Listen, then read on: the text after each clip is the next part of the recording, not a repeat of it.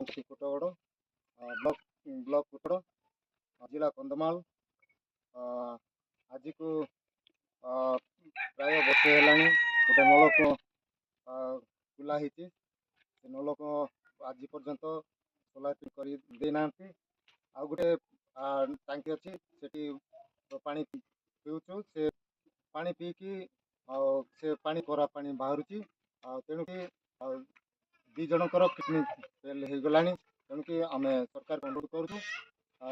जता शीघ्र नला को सोलार फिटिंग कर देकी सोलार फिटिंग करें आम भल पानी को सरकार को आम अनुरोध करुचु सोलार फिटिंग करदे भल होता।